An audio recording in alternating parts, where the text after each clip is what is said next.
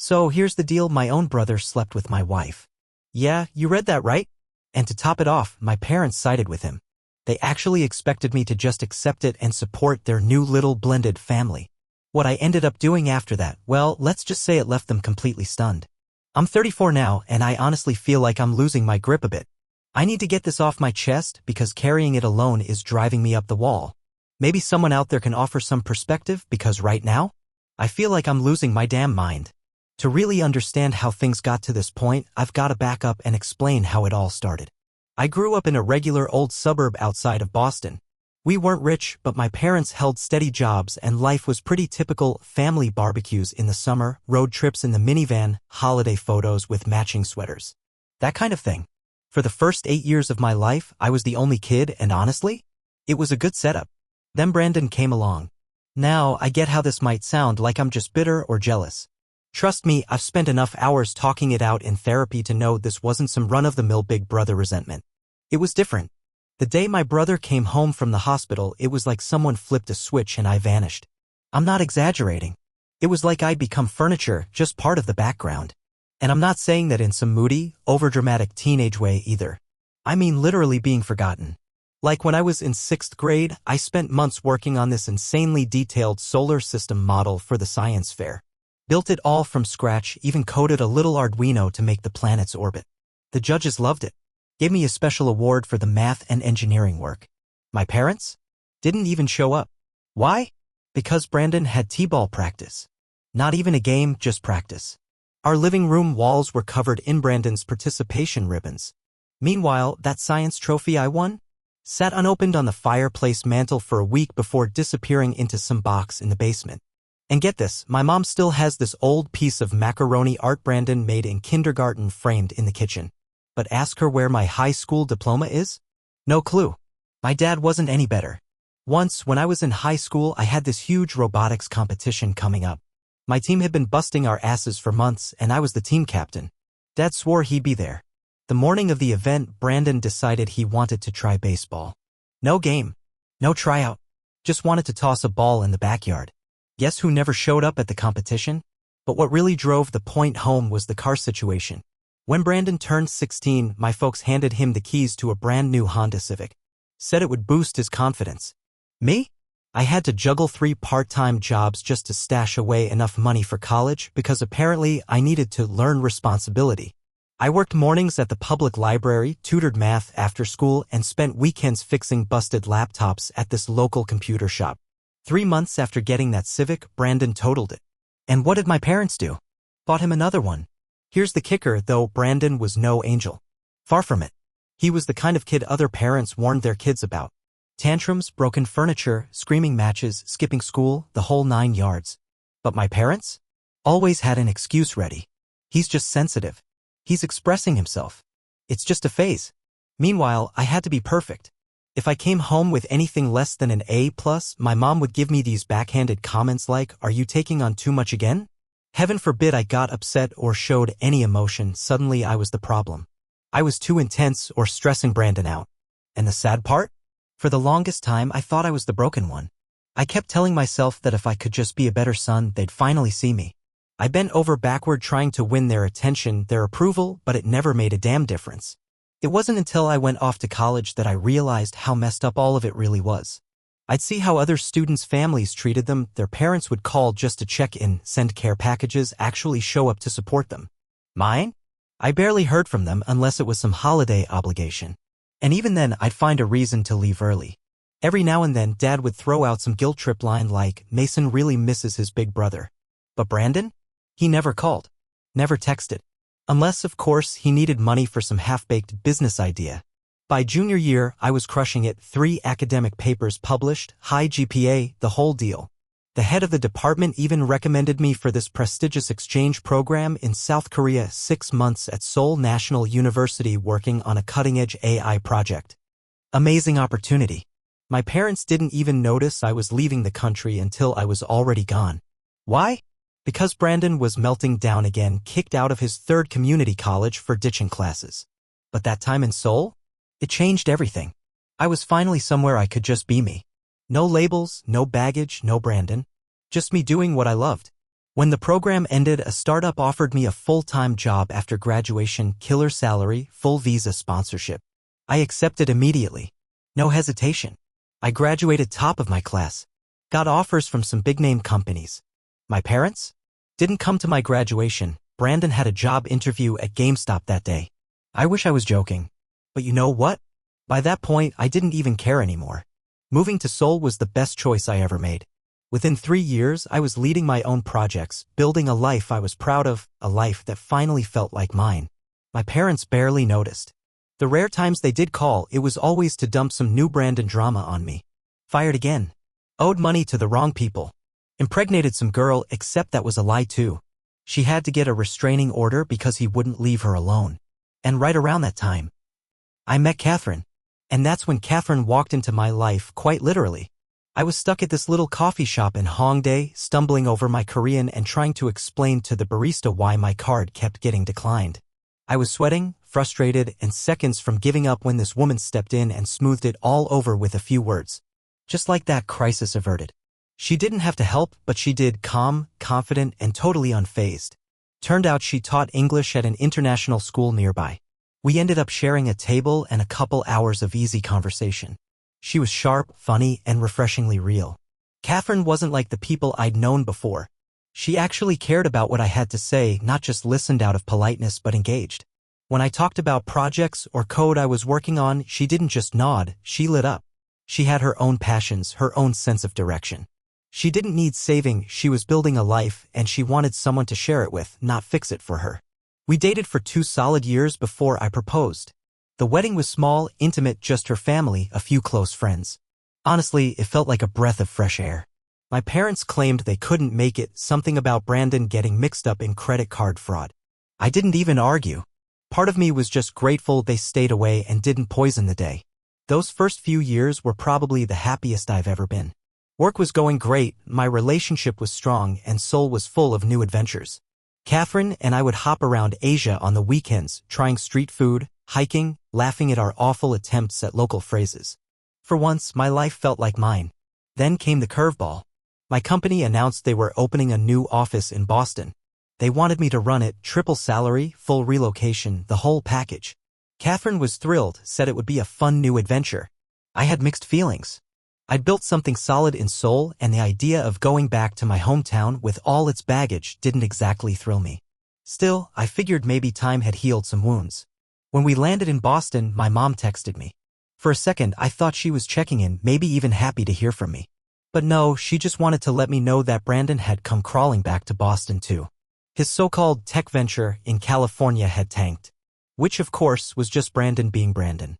He'd convinced some rich girl's parents to bankroll a startup that turned out to be nothing but a flashy website with no product behind it. When the truth came out that he'd been burning their money on overpriced dinners and fancy hotel rooms, they threatened legal action. He skipped town before it got ugly. Catherine and I found a cozy place in Cambridge and got settled in quickly. Things were good. Then, right on cue, Brandon started creeping back into the picture. It started off subtle. A few texts here and there, hey man, welcome back. Then a couple of long-winded emails about how therapy had opened his eyes, how he wanted to rebuild what we had, how proud he was of my accomplishments. I ignored every single message. Until he crossed a line. One afternoon, he just showed up at my office. Walked right into the lobby and told the front desk we had lunch plans. Thankfully, security didn't let him through without checking first. But he didn't leave, just stood outside the building for hours, staring up at the windows. My coworkers thought he was a stalker. They weren't wrong. Catherine thought I was being too cold. Maybe he's trying, she said. Maybe he's finally growing up. She didn't know the full scope of what Brandon had done over the years, the manipulation, the lies, the restraining orders. I hadn't told her. Not because I didn't trust her, but because I was ashamed of how deep the dysfunction ran.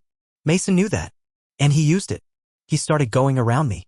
Sent Catherine these long, emotional messages about how he regretted everything, how much he loved and admired me, how he wanted to be part of our lives again. He played the changed man routine like a pro. Catherine, ever the optimist, bought into it. He seems different, she told me. You should at least talk to him. I tried to shut it down. Politely at first. Then more firmly. And then one day I walked into our apartment after work and there he was. Sitting on my couch, drinking my beer, chatting with my wife. I stopped in the doorway, genuinely stunned. For a second, I thought I might have forgotten inviting him, maybe I was losing my mind. But no. Catherine had invited him. Without telling me. I pulled her aside, trying to keep it together. You brought him here? Without even asking. She crossed her arms. I just thought maybe if you saw him face to face, it would help. Maybe you'd see he's really trying. I wanted to scream, but I didn't. Not with him sitting there, pretending like he belonged. And Brandon? He put on the performance of a lifetime. Brought an overpriced gift, probably bought with someone else's money, asked questions about my job, reminisced about our childhood, shed a few perfectly timed tears. Said all the right things, hit all the right emotional notes. After that, he started showing up more. Always when I wasn't home. Said he was keeping Catherine company while she adjusted to Boston. Told her he just wanted to help her feel at home. Looking back now, the signs were obvious. But I was buried under work, trying to get the new office running, hiring a team, handling logistics. I wasn't paying attention like I should have. About 2 months in, I had to fly back to Seoul for a week, tie up some loose ends, hand off some sensitive projects. Catherine said she'd be fine. Mason can help me finish unpacking, she said. He knows the city better than I do. I didn't want to come off as possessive or controlling. She was capable and Brandon, at least on the surface, seemed to be behaving. Still, something didn't sit right. So I took some precautions. Asked our neighbors to keep an eye on things. Installed cameras around the house. Gave Catherine every emergency number I could think of. Just in case. That week in Seoul was a blur, back-to-back meetings, 14-hour days, barely enough time to grab food, let alone sleep. I was running on fumes. Catherine's texts started getting shorter, a little less frequent each day. She said it was the time difference, that she was busy setting up her new classroom for the school year. I tried to believe that. Mason, on the other hand, had no problem keeping in touch. He started sending me pictures. Him and Catherine eating out at restaurants around Boston, walking through the park, shopping downtown. Showing sis-in-law the city, he wrote. Always cheerful. Always over the top. But it wasn't just the two of them. My parents were in nearly every photo, laughing, posing like this was some heartwarming family reunion. Brandon kept adding these long, sentimental captions, "Thanks for trusting me again, bro. Feels good to be a real family. Now I get what love really means." I wanted to feel happy about it, maybe even hopeful. My family finally bonding, right? But something about it just rubbed me the wrong way. Too perfect. Too staged. And way too fast. When I finally got back from Seoul, we all met up for dinner, me, Catherine, and my parents. Just one of those rare evenings where, for a change, things didn't feel like walking through a minefield. We were sitting around the table, laughing, eating. Brandon wasn't there, and for once, that felt peaceful. Then Catherine put her fork down, took this deep breath, and said, "I'm pregnant." Time stopped.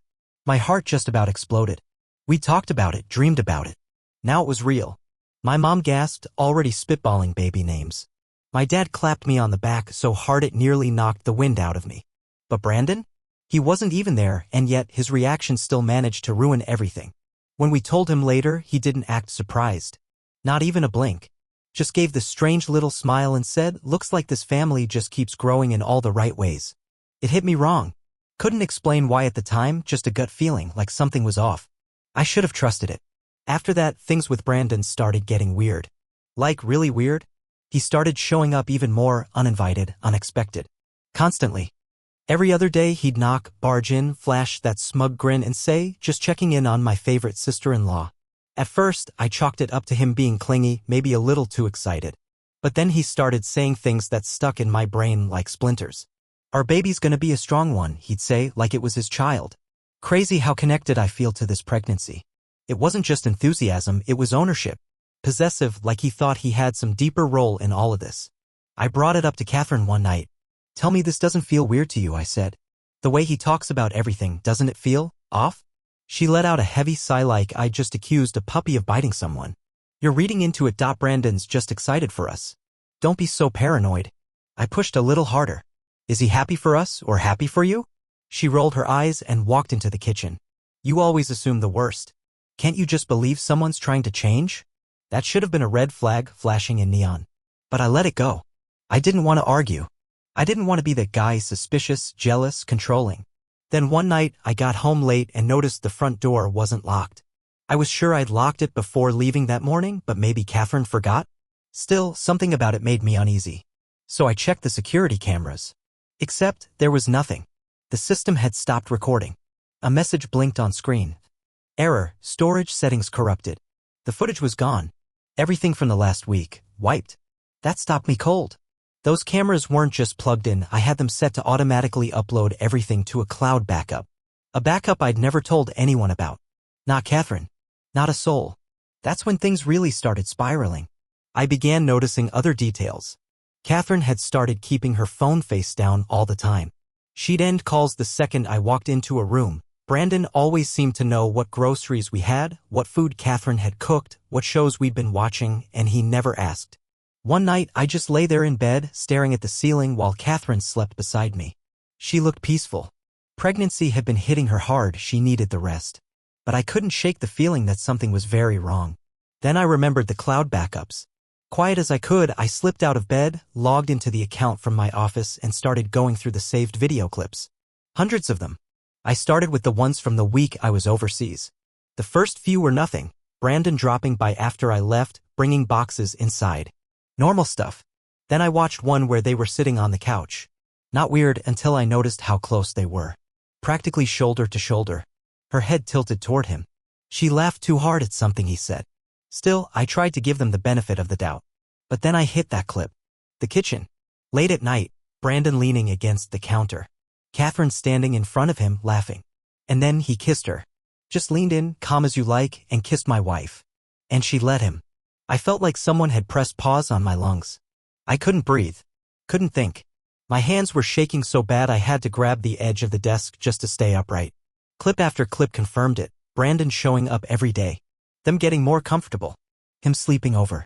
Her answering the door in pajamas. Groceries in his arms like he lived there.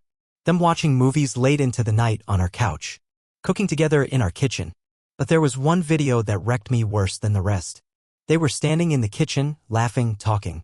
Catherine wiped something off his shirt and Brandon reached out and touched her face. Gently. Intimately.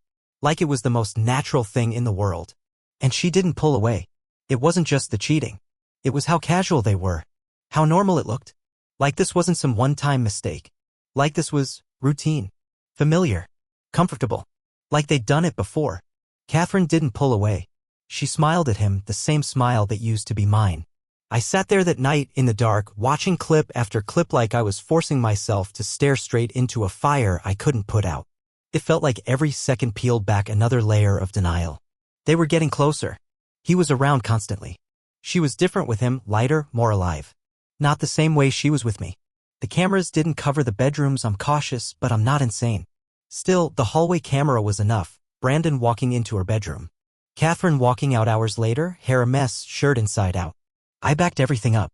Saved it to an encrypted drive, then made 2 more copies, just in case. The angry part of me wanted proof.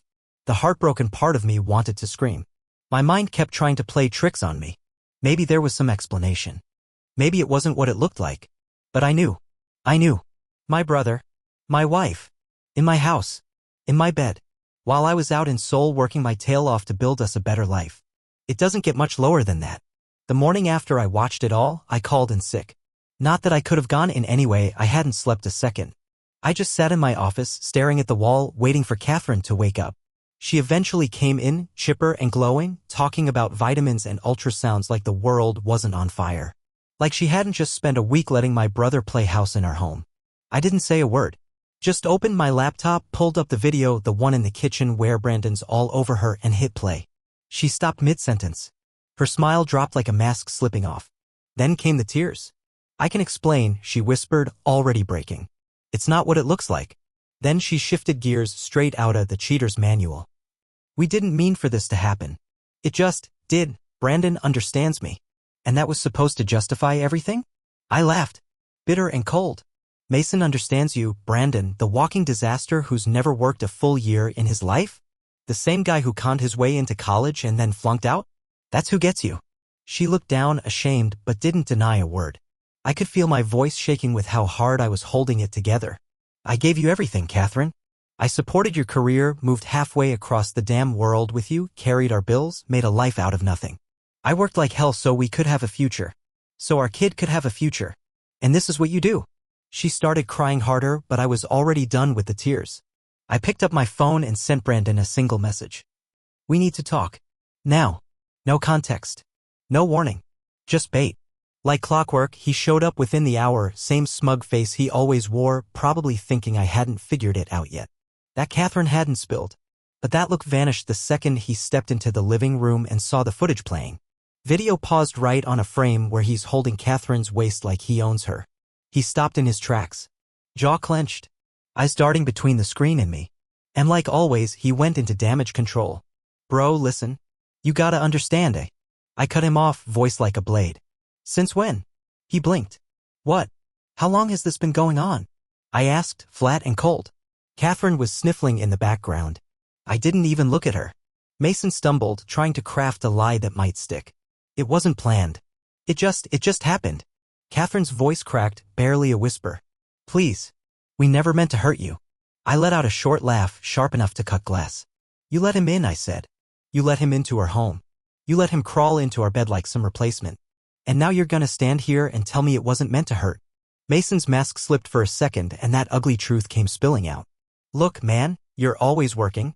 Always off doing your big important job. Catherine needed someone who was present. Someone who cared. And then he dropped it, the final nail. Maybe if you'd been a better husband, this never would have happened. That was it. Everything in me clenched. My fists, my chest, my jaw. I could feel my body scream to throw him against the wall, but I held still, barely. You really believe that? I said. You honestly think you had no choice? That this is somehow on me, not the fact that you're a snake who feeds on people's trust. Catherine tried again, voice shaking. We have to think about the baby. I turned to her, so fast she actually flinched. Whose baby is it? She froze. Her mouth opened, then closed. It's yours, she finally said. I swear. You swear, I repeated every word coated in ice. Like you swore Brandon was just your brother-in-law? Like you swore you loved me? Silence. Mason tried to step in, arms half raised in fake sympathy.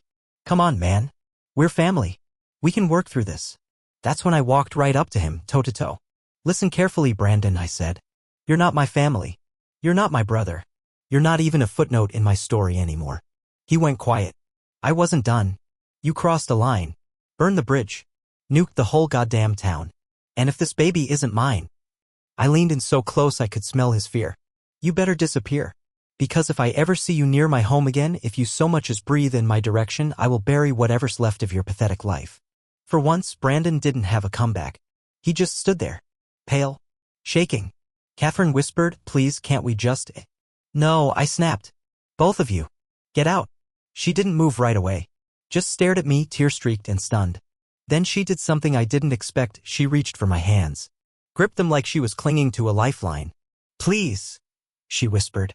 We can fix this. We were both lost. I jerked my hands back like they were on fire. I wasn't lost, Catherine, I said. You were. And you let my brother lead you straight into hell. It was a mistake, she sobbed. A terrible mistake. Yeah, I said flat. No kidding. And just like that, she flipped the script. The voice softened. The guilt twisted into pressure. You're really gonna punish this baby? Our child? You're just gonna walk away. Her voice cracked right on cue. Like she'd been rehearsing it in the mirror. Are you really gonna be that kind of dad? The bitter one who lets anger tear his family apart. I just stared at her. Don't even pull that with me. This kid already has one parent who can't tell the truth. It deserves at least one who can. They kept talking, tossing excuses and empty guilt trips at me, but I was done arguing. I just kept repeating it, and when they finally left, I grabbed my phone. I still had this sliver of hope, ridiculous as it was, that my parents, my own parents, would finally see Brandon for what he was. But deep down, I should have known better. My mom picked up. Her voice wasn't panicked, wasn't even surprised. First thing out of her mouth, "Oh, honey, you must have done something to push Catherine away." It hit me like a brick to the chest. She didn't stop there. Mason needs a good woman in his life, she said. Like this whole thing was a romantic comedy. Catherine clearly makes him happy. I thought I was hallucinating. Are you hearing yourself right now? But she just doubled down. You've always been so career-focused. Maybe this was a sign. Catherine just needed more from you. I nearly dropped the phone. I honestly thought maybe they'd finally see the damage Brandon had caused. But no, they were standing right behind him like they always had, justifying everything, blaming me. And my dad? Somehow he was worse. Started talking about how Mason's finally finding his path, and how I should be the bigger person, and help him and Catherine financially during this difficult adjustment. Like I was supposed to just write checks to the people who set my life on fire. Then they started spreading lies. Told the rest of the family I was cold, that I'd pushed Catherine away, that I was controlling and emotionally distant. All because I'd had security cameras installed in my own house while I traveled for work. According to them, Brandon was just being a supportive brother, and things got complicated. That was the moment I decided I was done. Done with Brandon. Done with my parents. Done playing nice. That afternoon I called a lawyer. Found one who specialized in cases involving infidelity and financial abuse. Told him everything. Laid it all out. The recordings, the money transfers, the betrayal. I had proof. Real, solid, undeniable proof.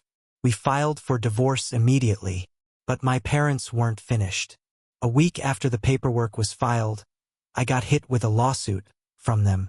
They were demanding that I support both Brandon and Catherine financially. Their reasoning? That I had a familial obligation to support my pregnant wife and my brother during a time of crisis. They actually had the gall to demand money. $5,000 a month for Brandon's basic needs, $3,000 for Catherine's living expenses, and $50,000 to fund Brandon's new startup. They didn't even wait to find out if the kid was mine. What they didn't realize is, while they were scheming, I was already 10 steps ahead. While they were out there trying to ruin my name, I was quietly building my case. Not just against Catherine for the divorce, but against Brandon. For everything. With my lawyer's help, we started tracking down the people Brandon had scammed over the years. Old business partners, investors, former friends. We dug into forums, social media, court records, anything we could find. And we found them. We reached out, gathered statements, emails, receipts, messages, all of it. Enough to put together a class action lawsuit against him for fraud and financial misconduct. And once that lawsuit hit, it hit hard. Mason didn't see it coming. He was busy telling Catherine they had a future, planning his next hustle, when his whole past came knocking. But we weren't done yet. As we followed the money trail, more things surfaced. Turns out Catherine had been helping Brandon access our joint accounts. My lawyer found the transfers, cash withdrawals, charges that lined up perfectly with the dates Brandon was coming around. We froze every account and flagged the transactions with the bank's fraud department. While that storm brewed, my parents kept pushing their lawsuit, still demanding monthly payments, still talking about family responsibility, still acting like I was the villain. I let them dig their own graves. When the court date finally came, it played out exactly like I'd planned. My parents sat there all smug and self-righteous, ready to shame me in front of the judge. But when my lawyer stood up and presented our evidence, their confidence cracked like glass. We exposed Brandon's fraud schemes, showed years of financial manipulation, sketchy investments, and social engineering. Then we dropped the bomb, bank records proving that my parents knew what he was doing and even helped him hide money from previous victims. The judge ordered a full investigation into their involvement in Brandon's crimes. You could actually see the color drain from their faces. Catherine didn't walk away clean either. Once her name got linked to Brandon's scams, the school board launched an investigation of their own. Turns out she'd been using her job to quietly connect Brandon with wealthy parents, targeting them for investments. When that came to light, her career was finished. She lost her job. No school wanted to touch her after that. Mason's empire of lies crumbled fast. More victims stepped forward. His latest scams were exposed. Every business contact he had cut ties. His reputation was toxic. He tried fleeing the state, headed for Florida, but his accounts were frozen, his credit was shot, and no one was lending him a dime. Even the accusations about the security cameras backfired. The court ruled they were legal and justified for home protection, not surveillance. Every time they tried to make me look controlling, it just made them look unhinged and desperate. But I wasn't done yet. I still needed to know for sure who the baby belonged to. By the time the court ordered a paternity test, everything had changed. Mason was buried under lawsuits. Catherine was jobless and facing potential charges for financial misconduct. My parents were being investigated for aiding fraud and were drowning in legal bills from their failed lawsuit. Their whole twisted fantasy, the one where Brandon was the golden child, Catherine was the perfect partner, and I was the bitter outcast, had collapsed under its own weight. And the best part? I didn't even have to raise my voice. I just let the truth do its job. While I waited on the paternity test results, I realized something that surprised even me. I didn't care anymore about Catherine's collapse or Brandon's fall from grace or even my parents' wrecked reputations. All that chaos they created? They could keep it. My focus had shifted. I was thinking about the future. My future. And maybe, just maybe, my child's future too. If the baby turned out to be mine, I knew exactly what I had to do. I was ready to fight for full custody, and thanks to everything I'd documented, the footage, the messages, the financial records, I had a rock-solid case. And just when I thought this story couldn't get any more surreal, it did. Remember the paternity test? Yeah. It came back. I'm the father. When Christine, my lawyer, called with the results, I literally had to sit down. It hit like a sucker punch and a relief at the same time. Life, in its usual twisted fashion, decided to make things just complicated enough to hurt. But then it got even stranger. The very next day, Catherine showed up at my front door. Not alone, of course. Brandon was with her, like some sleazy sidekick in a bad sitcom. She looked me dead in the eye and said I should drop all legal action. Family should stick together, she said. The audacity. They had this ridiculous pitch, wanted to co-parent as a modern family. Claimed they were broke, homeless, and needed a place to stay. And guess where they thought they could crash? Yep. My house. I wish I was making this up. And the cherry on top? They recorded the whole thing like they were going to use it in court. Thought maybe they could twist it, catch me losing my temper, spin the narrative in their favor. But they forgot one small, glorious detail. My security system records audio too. So now? I have crystal clear, high-definition footage of both of them showing up at my door, trying to manipulate me into housing them. And on top of that, admitting on camera to multiple schemes they've been running. Christine watched the footage and just shook her head, smiling. This feels like Christmas morning and my birthday rolled into one.